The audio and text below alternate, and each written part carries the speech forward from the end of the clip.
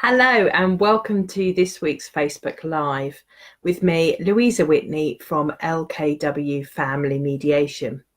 I hope that it's not too snowy wherever you are. We haven't got so much here in Dorking, but I know there's other places round and about that I've got quite a lot. At the start of this Facebook Live, I wanted to talk about this book. This is, there we go, that means you can probably see it better. This is a book that was put together by a charity called Restored, which is a charity that supports female survivors of domestic abuse and who has a real emphasis on helping Christian women to navigate this journey, because as well as dealing with all of the issues that domestic abuse throws up, there can often be issues for Christians surrounding a conflict between knowing you want to leave an abusive relationship, but reconciling that with your faith and Bible teachings about divorce. So this book is really, really helpful. It's put together a compilation of chapters by various different experts, and I am delighted to say that I have written 2 chapters in this book. And it's essentially a resource guide for everything you could possibly need. So it covers legal issues, it covers financial issues, it covers dealing with children, it covers recovering from the process of separating and from the abusive relationship. It covers everything. If I can show you the list of chapters, you can see how many different things there are, and that there are a huge number of people that have contributed to this book. And what's amazing about this book is that it's being given away for free. So if you want to get a copy of it because it's something that you feel you would benefit from as a survivor of abuse, if you go to restoredrelationships.org, you'll find that there's information on that website, both about supporting you, but also about the book. And if you are the member of a church or a member of any other organisation where you feel that having a copy of that book would enable you to support a survivor of domestic abuse, then please either email me, louisa@lkwfamilymediation.co.uk, and I will get you a copy, or you can contact Restored via the website. It's a really amazing book, and the aim of the book is trying to get support for victims of domestic abuse, but also to help communities to understand how to support survivors of domestic abuse. And they talk about being an act of grace in a survivor of domestic abuse's life by believing them and by offering what support you can. It's such a worthwhile project. I was really privileged to be able to go to the book launch at the House of Lords yesterday and met the Bishop of Gloucester, who is the ambassador for the charity. So if you do feel that anyone you know or your organisation or you would benefit from that book, please get in touch with me or go onto the Restored website, because I think it's such a handy and useful resource that pretty much anyone who's been in that situation or comes into contact with abusive situations would benefit from. If you've tuned in to hear me talk about this week's blog, then that's what I'm going to do next. As I think most people are aware, I've been doing a series of blogs focusing on keeping children out of conflict. And this is something that I'm hugely passionate about. My work as a family mediator often focuses on really helping parents to understand how they can keep their children out of conflict. And I hope that the blogs have been useful in focusing on different areas. This week has been the last blog, and this blog is about what are the benefits of getting things mostly right. And I say mostly right because no one gets things right all the time. And having an expectation of yourself that you will always have everything right is something that is unachievable and can be a milestone around your neck, because you're constantly trying to live up to something that's unachievable. If you feel that's you, then it can be useful to just have a look at the expectations that you've placed on yourself and try to work out where you can loosen those a bit, or where you can just breathe and let them go, because perfectionism, can be a really dangerous thing. So, talking about the benefits of getting things mostly right for your children this week. Childhood is a precious thing, and sometimes I think our children don't always appreciate that, because they're always in a rush to get to the next birthday or to be able to do that next thing that they're focusing on. But as parents, we often want the childhood to slow down and to kind of not lose that sweet, innocent child. Childhood should be something that is a largely happy and secure time, when children get to go out in the world and learn things and discover things and build up on their own experiences, whilst being supported and loved and cherished. Divorce and separation can be something that can threaten the security of a child's world. And that's something I think that's really hard for parents, because if you know that you're in a relationship that is not a happy one and that is not doing you both well, then people can often feel very conflicted. And this is certainly something that I see a lot in mediation, where they want their own happiness, but they're worried about what the effect on their children will be of going through a separation, of breaking up the family. And I use that expression because that's something that a lot of people talk about, not because it's something that I think is necessarily the right thing.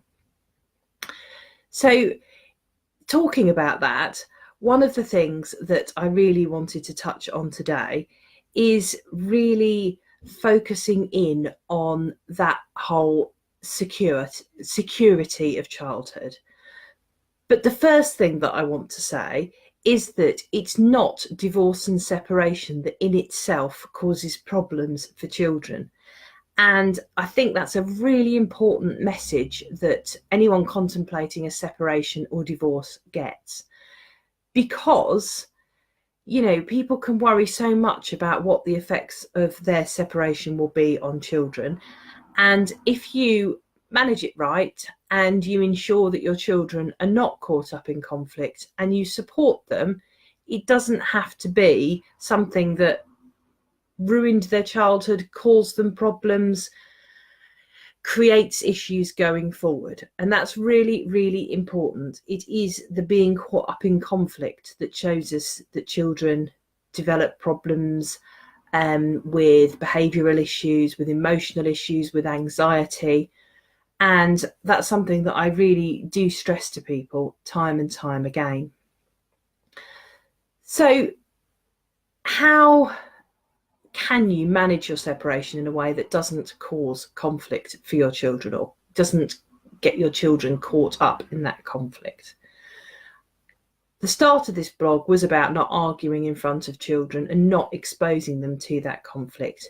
So that comes back to being calm and respectful in front of your children wherever possible. And if you feel you're struggling with any of these points, then I'm going to kind of come on to what do you do next at the end of this. I have already spoken about what to do when you're not on the same page on a separate blog, which you can have a look at and look at the video for that. But it's something I'm going to come back out to. So ideally, you are civil and respectful to each other in front of your children, even if you're modelling that because you don't feel it initially.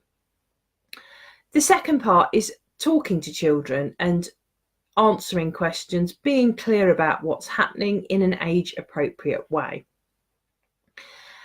The third thing is really doing that and talking to children, but on an ongoing basis, because you don't know when issues are going to crop up for children. Sometimes they can be fine initially and not be affected so much because they haven't processed things, or because particularly if you've stayed in the same house, things haven't necessarily changed for them. It can be once the separation becomes physical and both parents start to live in separate places. It can be that something then triggers things later on. There can be some other issue. There's a whole wealth of things that can happen in a child's life. So just because they're fine immediately doesn't mean that they will always be fine. And so it's always something that's worth checking in on and talking about. And talking about how they feel about things, how things seem to them. Because often as parents, we can kind of try and put ourselves in our children's shoes, and we can have some idea. You know, we know what our children will like to eat, what they won't like to eat, what clothes that we know it's okay to buy for them or isn't. And we kind of have an idea of how our children might react to things, what makes them angry, what really unsettles them. But we can still be surprised by what our children think of things and what emotions can be stirred up by things. So that's why it's always worth continuing those conversations, even, you know, well into the future. If you are in a situation where you are finding things really difficult and you feel that you're struggling, or your children are struggling, or you're both struggling, then that's the time to try and look to get extra help. And it's something that happens to lots of people. I think the last statistic I saw was that 1 in 3 people will visit their doctor because they're struggling to cope or suffering with some kind of mental health problem. And that's 1 in 3 people. That really is an awful lot. I went to a talk on childhood anxiety the other day, and statistics are now suggesting that 1 in 6 children are battling with anxiety. This is something that's really, really common, and there is no shame in being in a situation where you are going through one of the most stressful life events that someone can go through, and you're finding that tough, because lots of people do find that tough. But the most important thing is to get that help and support around you as soon as you feel you need it, because then it prevents things getting any worse. So support can be things like visiting your doctor, because your doctor will know what services there are in the local area, and they can also discuss with you what kind of help what you benefit from. That might include counselling. It might include CBT, which is cognitive behavioural therapy, which aims to kind of break that whole negative thoughts, feelings sort of cycle that so you can get caught up in. The childhood anxiety talk I went to the other day, it was described as the washing machine in your head going round, and that for me really resonates. I think that's something that, you know, a lot of people can relate to, that kind of thought cycle. So your doctor will be able to know what support services you might be able to access. They will also be able to talk to you about whether you need some kind of medication at the moment, something to help with anxiety, something to deal with the fact that you're suffering with a low mood, with depression, or often we have problems sleeping after a separation, and that can mean that you just lose the ability to cope with things on a day-to-day basis. You know, we all know how we feel when we've gone through periods of not sleeping properly, and it really can have quite a dramatic impact on your cognitive functions and on your mood and on your ability to feel that you are coping with things. You can also talk to your children's school or their nursery or whatever educational provider they are in. Again, they will know what local services there are that children can access so that they can then be supported. Often it can be helpful for your children to talk to somebody that's not connected with their parents, an independent person. School or nurseries can also keep an extra eye on your child to see, you know, is it something that's manifesting itself at school or nursery? Are they behaving differently? Are they a bit more quiet? Is their work not up to the usual standard? So it's somebody else keeping an eye out for your child. And that somebody is somebody who is trained to work with children and has a background of, you know, understanding child development, and will have also been trained in things like safeguarding, child mental health, all of those kind of things. So that can be a really useful sort of additional pair of eyes. You may also need support with sorting out issues arising out of the separation. So that might include getting advice from a lawyer. It might include seeing a family mediator to try and help talk about things, understand where each other are coming from, and to help you put together a plan for what happens next. What happens next with regard to money and what happens with regard to your children, what happens with regard to anything else that's important to you. And getting the right support at the right time is crucial. I know that's something that I talk about a lot, but that's because it can make a big difference. And I know that people often worry about the cost of that, but spending a few £100s on the right support can prevent you spending thousands of pounds on the wrong support at the wrong moment. So that's really important.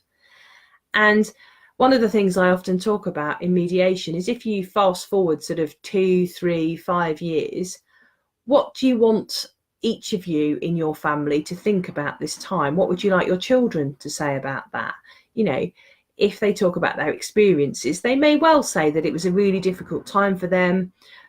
But what would you like their overriding message to be? You know, is it that I like the fact that mum and dad still talk to each other? I like the fact that dad moved around the corner, and so we were able to see him really regularly. Or is it, you know, other things surrounding that? What would you like their narrative to be about this time?